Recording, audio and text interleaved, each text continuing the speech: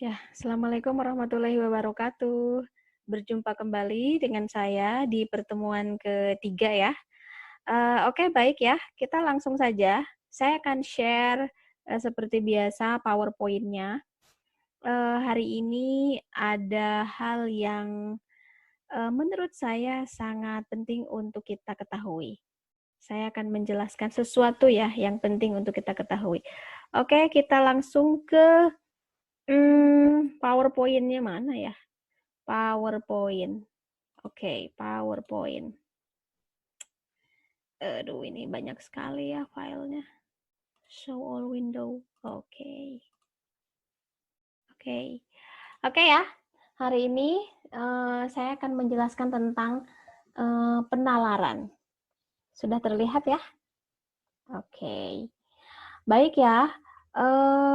Kenapa penalaran ini perlu dijelaskan dalam mata kuliah Bahasa Indonesia?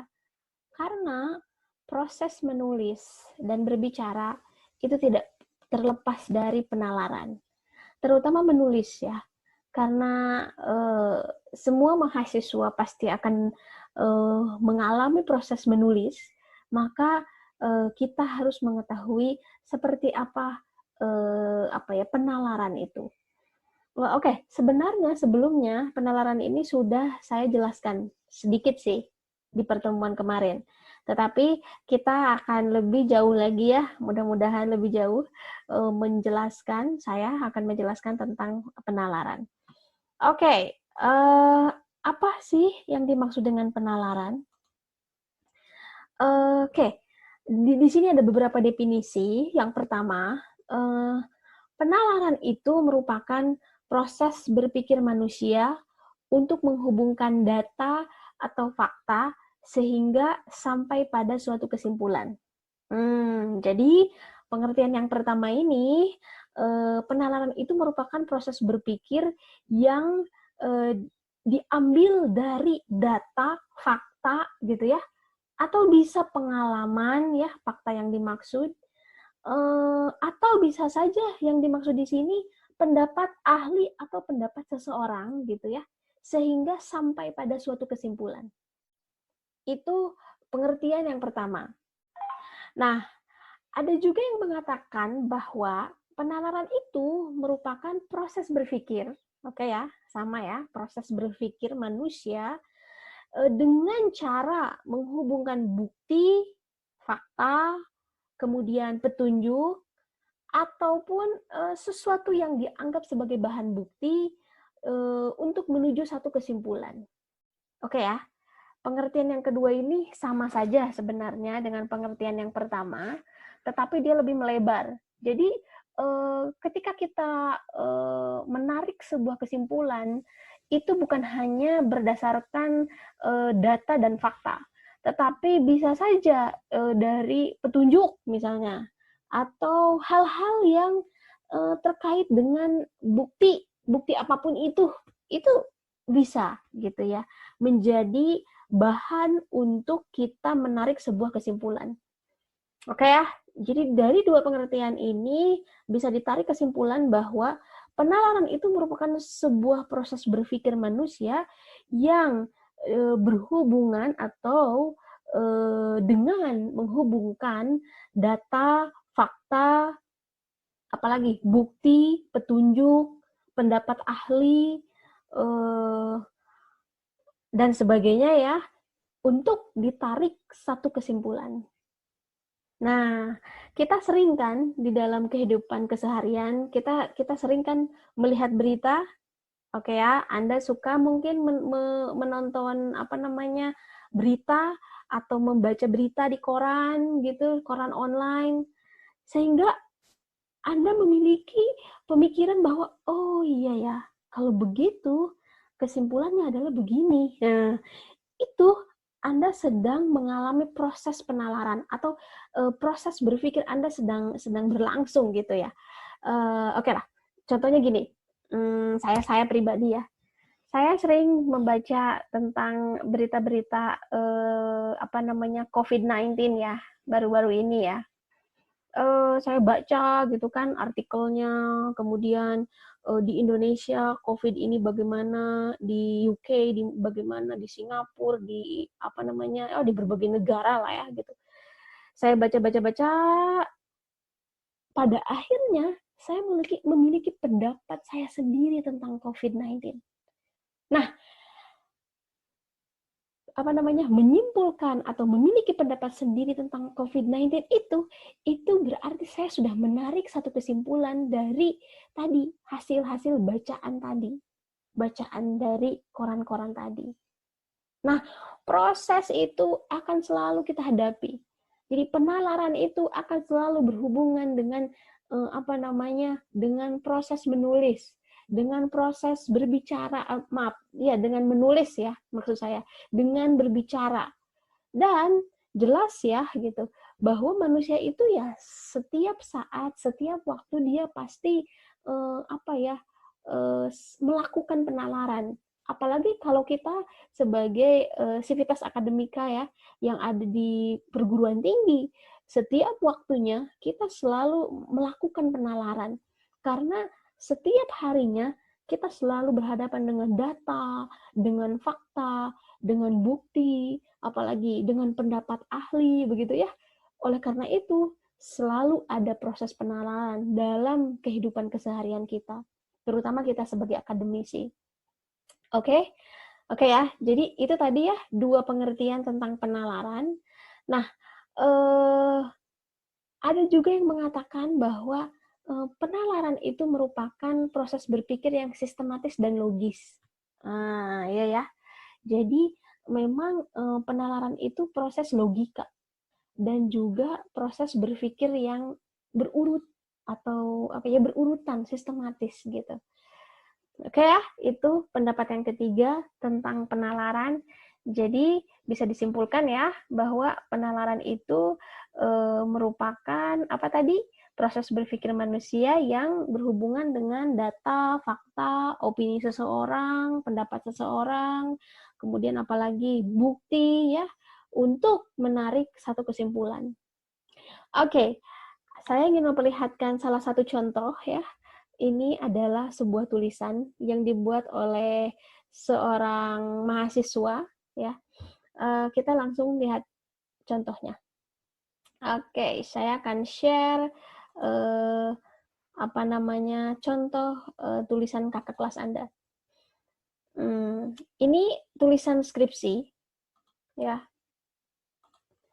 di mana mahasiswa ini menuliskan sesuatu dengan cara penalarannya. Oke, kita lihat ya. Yang pertama, dilansir dari beritasore.com, hasil survei yang dilakukan oleh USAID Amerika bla bla bla gitu ya. Tentang penilaian kemampuan membaca siswa kelas awal dan potret efektivitas pengelolaan sekolah di Indonesia pada tahun sekian sampai sekian. Ini mana nih hasilnya? Inilah, menunjukkan bahwa gitu ya, baru 48% siswa SD yang fasih membaca dan memahami apa yang dibaca. Jadi si mahasiswa ini memperlihatkan data ya tentang kemampuan membaca siswa SD di Indonesia. Oke. Kemudian next nih, ke sini ya. Sementara itu, 5,9% dari seluruh siswa SD kelas 2 di Indonesia masuk pada kategori rendah atau belum dapat membaca. Dia di sini menjelaskan data orang lain lagi. Jadi ada 2 data yang dia simpan di dalam paragraf ini. Nah, terakhir dia mengatakan seperti ini. Berdasarkan hal tersebut, kegiatan membaca harus dipupuk dengan baik dan dijadikan kebiasaan agar kebiasaan tersebut membudaya dalam diri siswa sehingga siswa mampu memiliki keterampilan membaca dan mampu menguasai berbagai bidang studi. Nah, ini kesimpulan si mahasiswa tersebut. Nah, ini adalah salah satu contoh penalaran yang bisa dikatakan contoh penalaran induktif. Oke ya, yang sudah saya jelaskan sebelumnya. Oke, oleh karena itu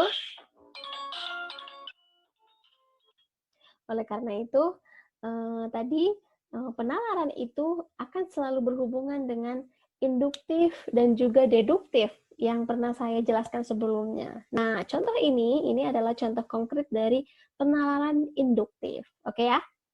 Oke ya, next ya. Ke apa tadi? Ke slide lagi ya. Jadi, apa namanya? Penalaran itu dibagi dua ya. Ada penalaran induktif dan juga ada penalaran deduktif. Oke, kita lihat di sini.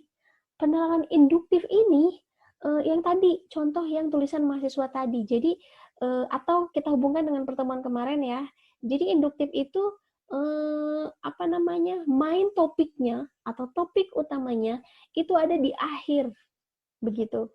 Seperti tadi, halnya tulisan mahasiswa, dia menjelaskan dulu data-data di awal, kemudian di akhir dia berpendapat. Berdasarkan hal tersebut, maka siswa bla bla bla bla bla bla.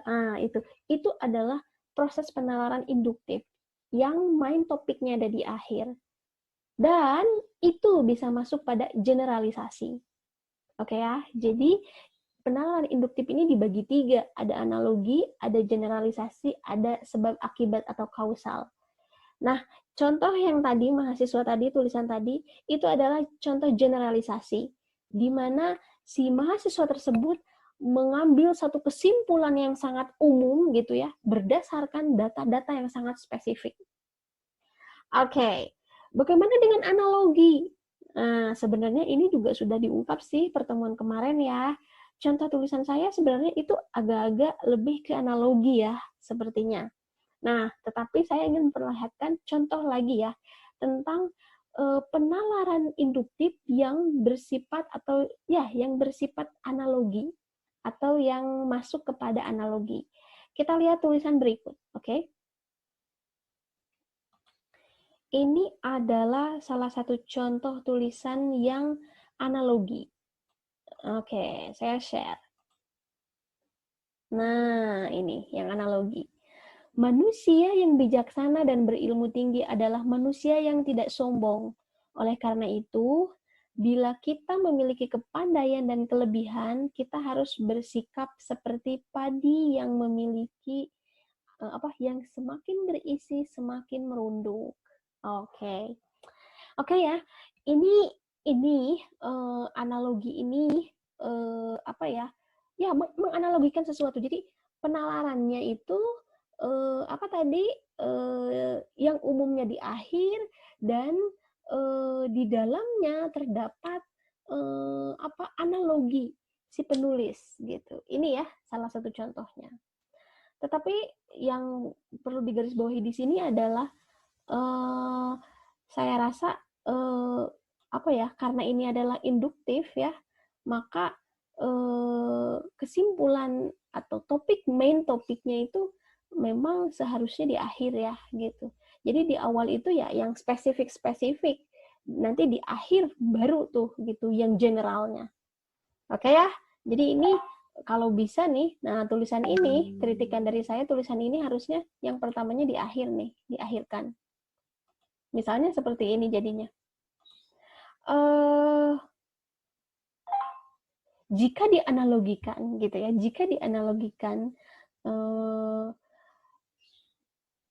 bila kita memiliki kepandaian dan kelebihan,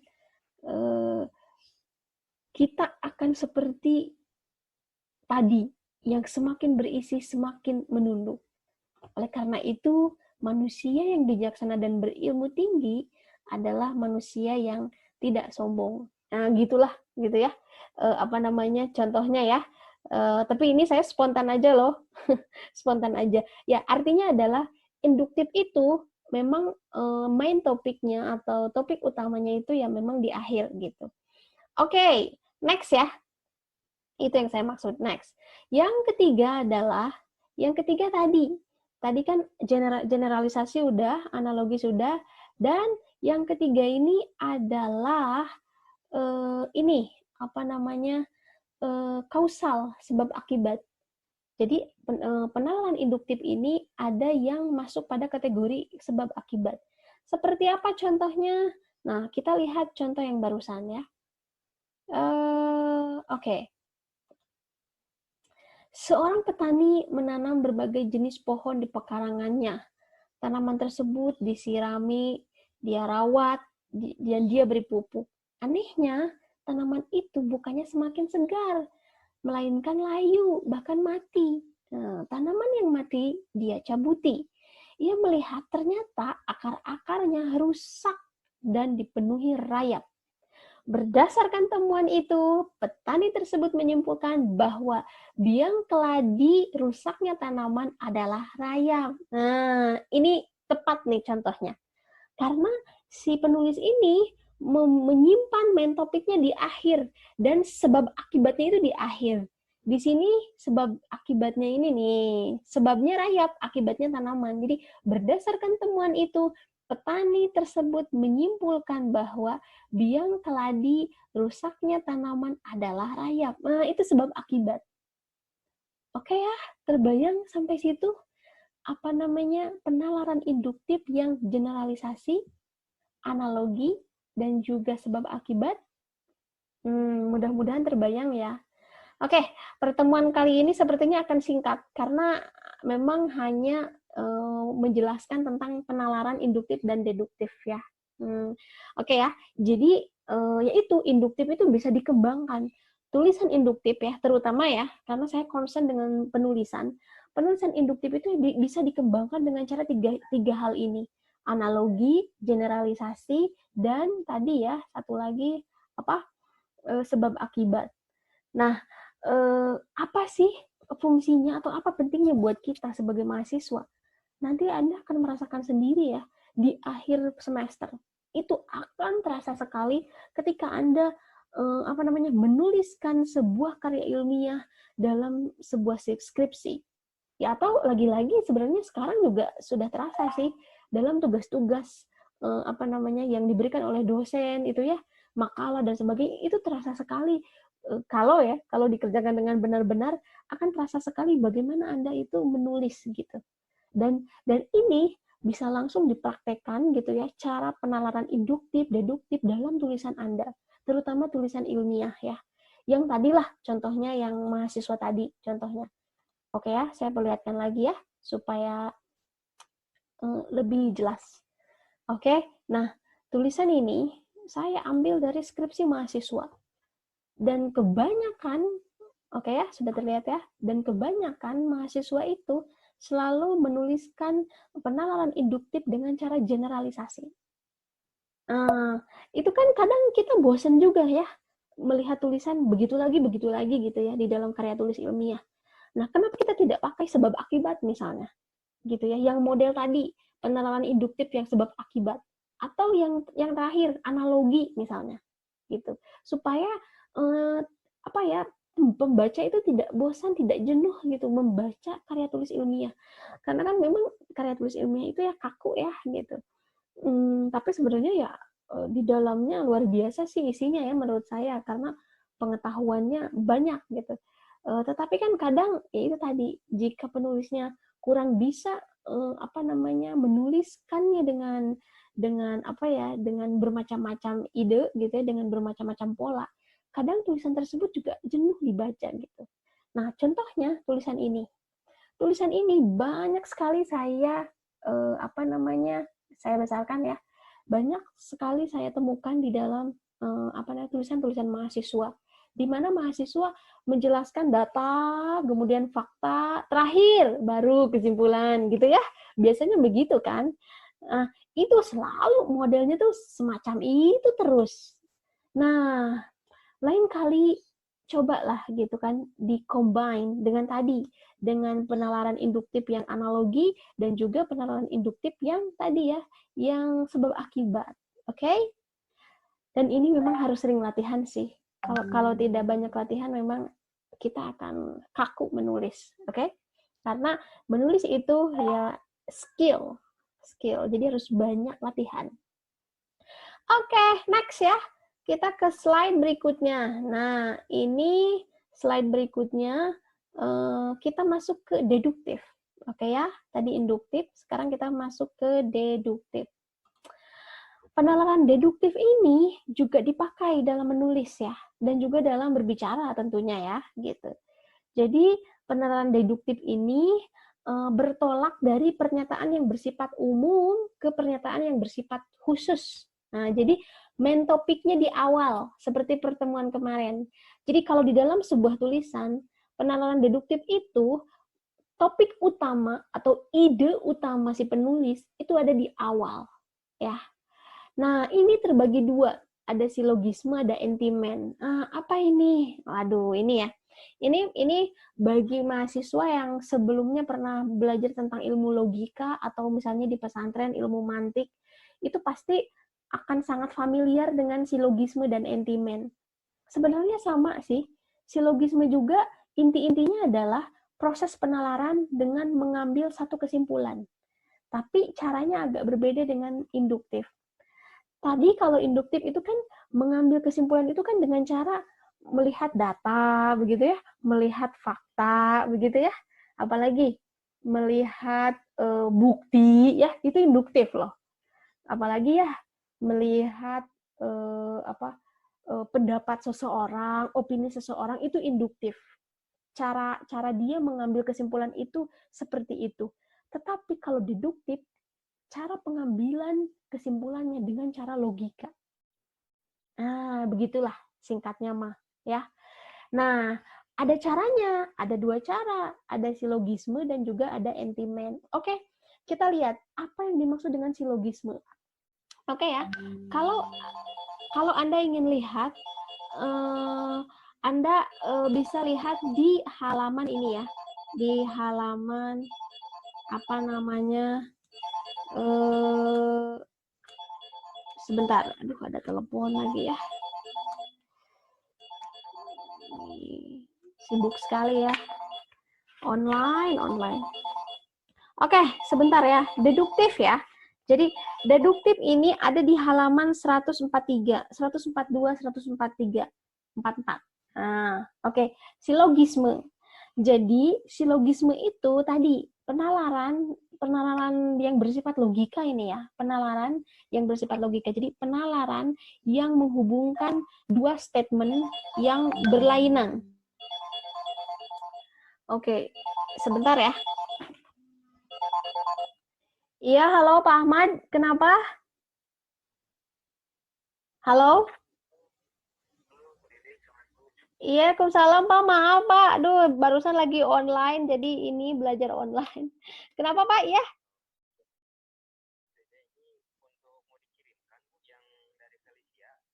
Iya, Pak. Iya.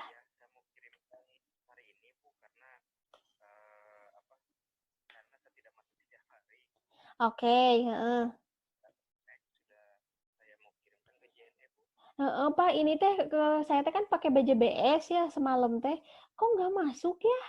Cina nggak nerima. Ya udah, saya teh sekarang mau ganti ke Mandiri Syariah. Ini lagi ngotak-ngatik gitu. Sebentar ya. Apa karena mungkin sedikit, mungkin ya cuma 8.000.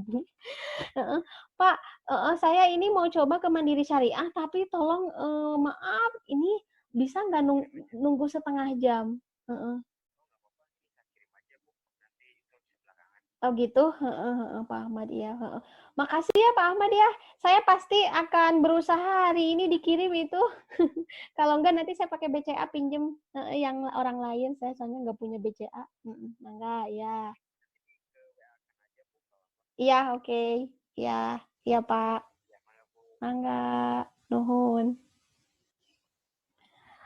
Oke, oke ya. Apa tadi silogisme ya? Nah, kalau silogisme itu adalah suatu proses penalaran yang menghubungkan dua statement, oke ya, yang berlainan untuk menghasilkan sebuah kesimpulan. Nah, jadi silogisme ini adalah penarikan kesimpulan yang diambil dari dua statement atau dua pernyataan.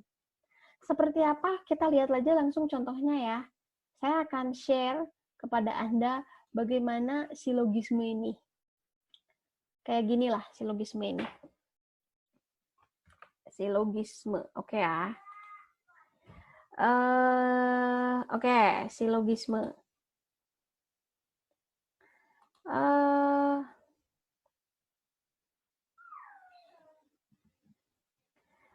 Ini gimana sih teks?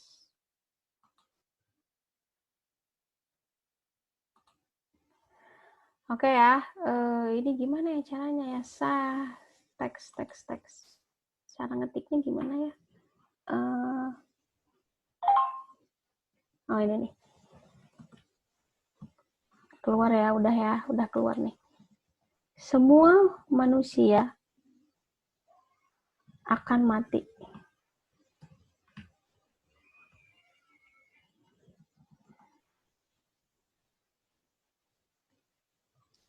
Oke ya, semua manusia akan mati. Saya manusia. Jadi kesimpulannya saya akan mati. Oke, jadi tadi ya kembali. Jadi silogisme itu merupakan proses penalaran yang diambil dari dua statement ya yang berbeda. Atau kita menyebutnya statement tersebut adalah statement mayor. Mungkin Anda pernah mendengar ya, atau premis mayor. Di sini saya tuliskan premis mayor. Jadi gini, premis mayor itu adalah statement yang sangat general, yang kebenarannya diakui. Contoh, semua manusia akan mati. Semua manusia memang akan mati kan? Tidak mungkin kan tidak ada yang tidak mati, ya. Semua manusia di dunia ini akan mati. Itu adalah premis mayor, premis umum. Premis yang secara logika itu diterima oleh kebanyakan orang, atau oleh banyaknya orang. Nah, di sini ada juga premis minor. Premis minor. Premis minor ini merupakan spesifikasi dari si premis mayor. Dan yang terakhir adalah, maaf ya, kesimpulan. Nah, oke. Jadi ini merupakan salah satu bentuk penalaran bentuk penalaran silogisme, di mana tadi silogisme itu merupakan salah satu cara pengambilan kesimpulan dengan cara mengambil dari dua statement yang berbeda.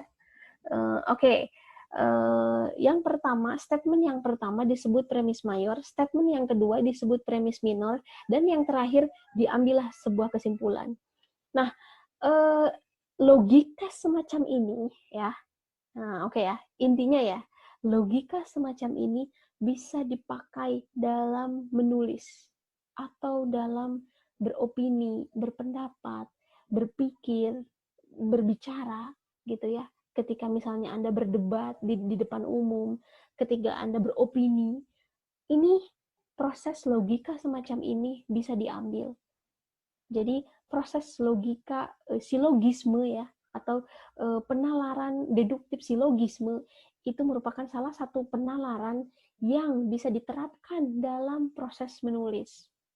Yang tadi yang saya katakan di awal, jadi kalau induktif itu cara menarik kesimpulannya dari data, fakta, apalagi bukti ya, opini seseorang atau statement seseorang atau teori seseorang, kemudian ditariklah sebuah kesimpulan.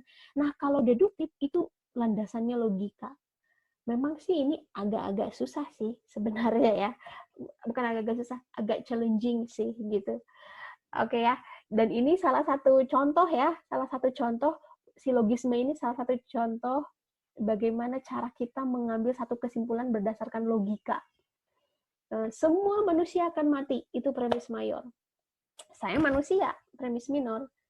Ya, kesimpulannya ya saya akan mati gitu. Ya karena saya manusia kan gitu. Nah, nanti silogisme ini ada banyak macam-macamnya ya. Aduh, macam-macam lah pokoknya. Ada berbagai jenisnya. Nanti Anda bisa lihat di bukunya langsung ya, dan itu ada contohnya gitu, ada contohnya langsung.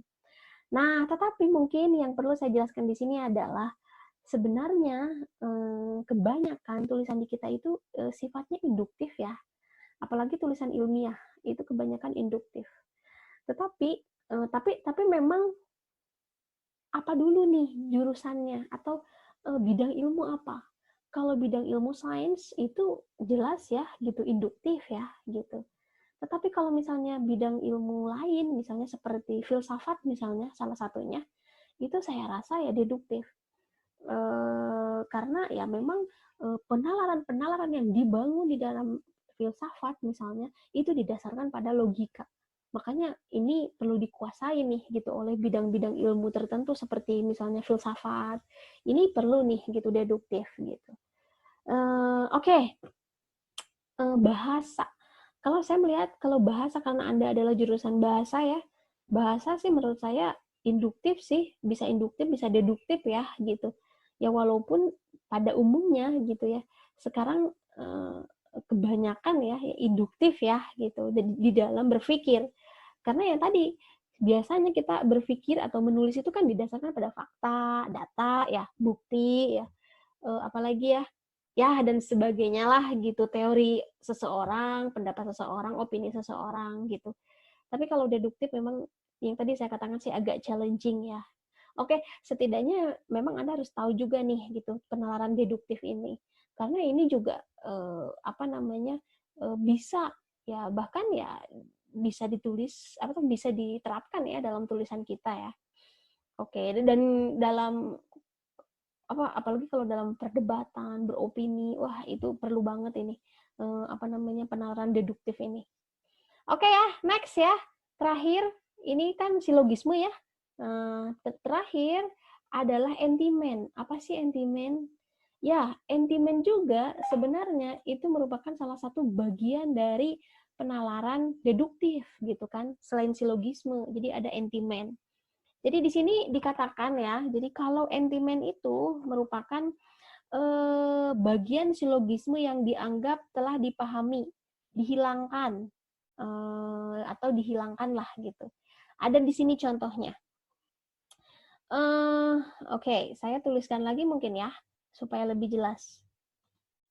Nah, ini salah satu contoh dari entimen.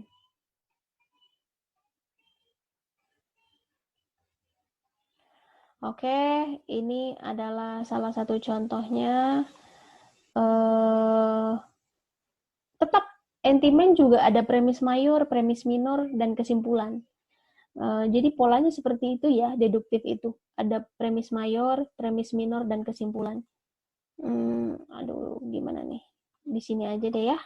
Oke ya, ini adalah contoh entimen. Semua pengusaha harus membayar pajak. Oke ya. Pak Heru pengusaha.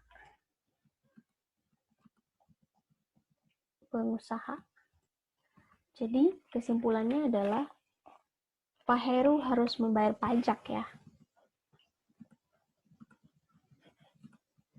Oke ya. Membayar pajak. Oke, di sini premis maaf ya, tadi terputus Zoom-nya ada gangguan. Oke, kembali ke contoh Pak Heru tadi. Contohnya? Semua perusahaan harus membayar pajak. Pak Heru pengusaha gitu ya, seorang pengusaha. Maka kesimpulannya adalah Pak Heru harus membayar pajak gitu ya. Nah, antimemnya apa?